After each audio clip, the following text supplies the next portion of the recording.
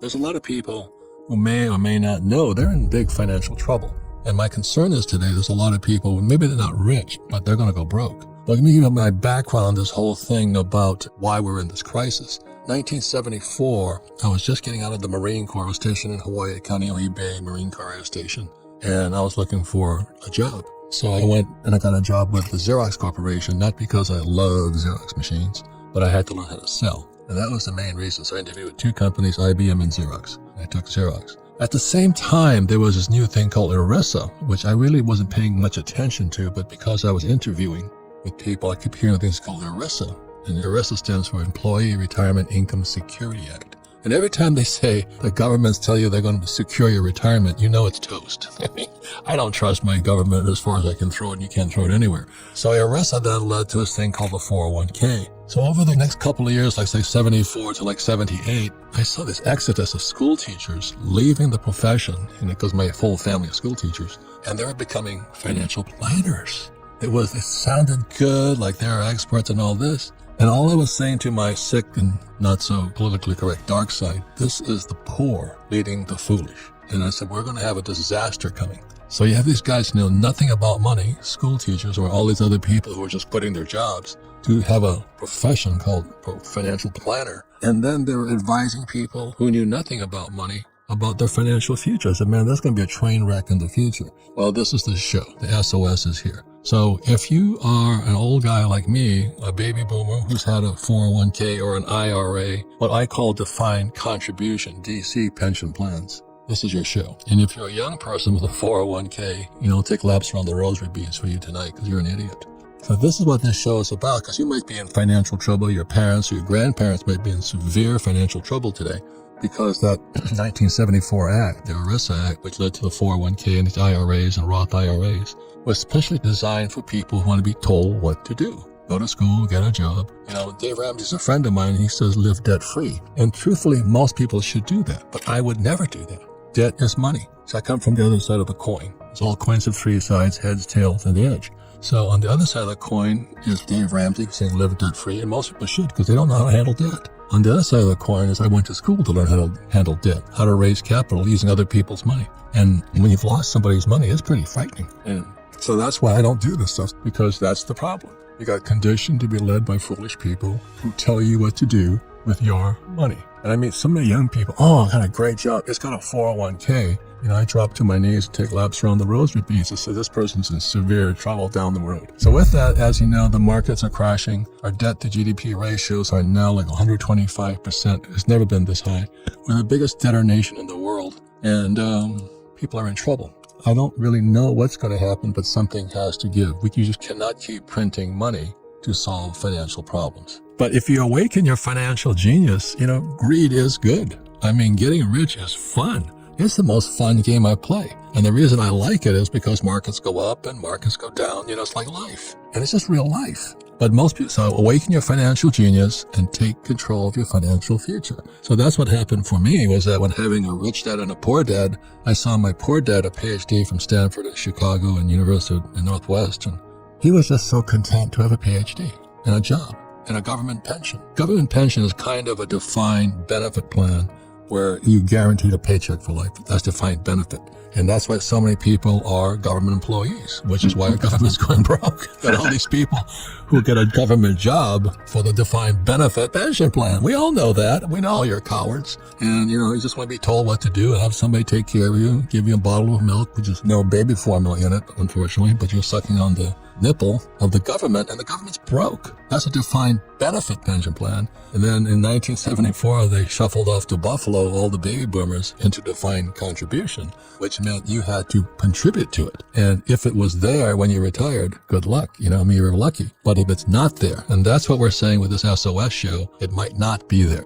Our education system is so corrupt, broken, and woke right now. But most academics have this point of view. I'm not interested in money. There's a self-righteous, stupid, underlying attitude, because I grew up with them. I'm not interested in money. I'm just going to do a good job for the kids because my whole life is dedicated to the kids. Well, why don't you educate them about money? Well, because I'm not interested in money. And there's this underlying mantra I've heard in so many people who are government employees. I'm just not interested in money.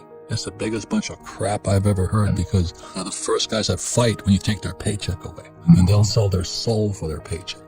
But given the state of the economy, the stock market, our brilliant leadership under Biden and Kamala, the border Harris czar, jeez, the war in Ukraine and inflation going through the roof, and Elon Musk laying off 10% of his workforce, we're talking about what you can do now given the state of the economy. And if you're by holding praying for your retirement, let's say 65, you might be in serious trouble. I think the baby boom generation, they're out of time. There's a very big difference because time is a big factor in this whole thing. So it's good. The crypto guys are learning it early. But the problem with our generation, my generation, was we came of age around, let's say, 1970. Nixon took the dollar off the gold standard, and all we knew was a boom economy. Even right after 2008, they just printed more money and it kept booming. But that's why I said our debt to GDP is now 125%. It means for every dollar we bring in, we're spending, we can't cover, our tax dollars can't cover it. So they keep borrowing more money. Not really borrowing more money, but kind of propping the market up. Yeah. And now we're at the end of the line. But after you kind of realize what was going on in the stock market, all markets boom and all markets bust. But this could be the biggest bust in world history. It's a global bust. We might have a global depression again. You know, I grew up in a family of government employees, and their whole thing is this self-righteous attitude is, I'm not interested in money. I just want to do a good job for the community. Biggest lie I ever heard. You try to take their paycheck away, they fight like dogs. They'll bite you in the hand. You know, I mean, it's the biggest lie. And so many people will sell their soul now. They'll do anything to keep that job. But they're not interested in money, because money is the root of all evil, you know? And that's what I hear going on all the time. So anyway, let's start this whole thing off is when financial planners became a fad new profession, you know, every school teacher, not every, but, you know, they were just leaving in droves. Poor leading the blind. It's just shocking what's happened. Our problem is education. I mean, it's so hardcore Marxist right now. That is the communist game plan. It's always been to invade higher education. So in 1930, the Frankfurt School sent teachers to Columbia University in New York. And that's when the student protests began. And America became communist through our education system. I'm making more money than ever before today, but because I am a proactive investor. I was just saying to John, I just sold 2 properties that we made quite a bit of money on. And he said, where do you put your money? Well, you put it in cash. I bought Wagyu bulls, you know, breeding bulls. This is a Japanese breeding bull, which I always wanted to be, but never got there. But anyway, I'm in the food business now. And I'm in the oil business and not stock business. I don't trust stocks or bonds. I never have. I don't have any. Well, I do have some, but they're companies I took public. But I am proactive. And most people, like you say, want to be told what to do. So I write about what I do in all my books. There's a difference there. So I just said, just recently I sold 2 pieces of land. I made $400,000 and I'm putting it into Wagyu cattle and cows. And next May, they drop more cattle. So it's called cash flow.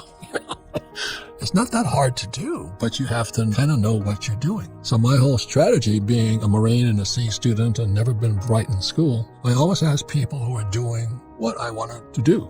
So my friend who's investing in the bulls, that's what he does. He invests in bulls. And this bull is $500,000. And he breeds, you know, probably several hundred cows a year. And think of all the calves that drop from that. That's leverage. You know, I just kind of like the whole formula. And I like to eat. Now, if you don't like to eat beef, chew on some celery. You know, I don't really care. But you get your little personal dignity up there, and you miss the whole point here. Invest in what people need. People need oil. I invest in it. People need housing. I invest in it. People need food. I invest in it. There's a very big difference, but I invest with people who are doing what we invest in. There's a certain female that's famous on television, especially PBS. She says, cut up your credit cards, live below your means, and diversify. I call it diversification, de-worsify. You know, just de-worsify your account. So this person was charged with something, right? And we won't mention her name. I think it was a debit card fraud, amongst other things. I sit there and watch all this horror show going in front of us. And then so many people are being trained because they go to school. Tell me what to do. That's why 78% of people, working adults, these aren't homeless people, are living paycheck to paycheck. That's why. Tell me what to do. So let me give you an example. You know, Dave Ramsey is a friend of mine. His advice is sell it.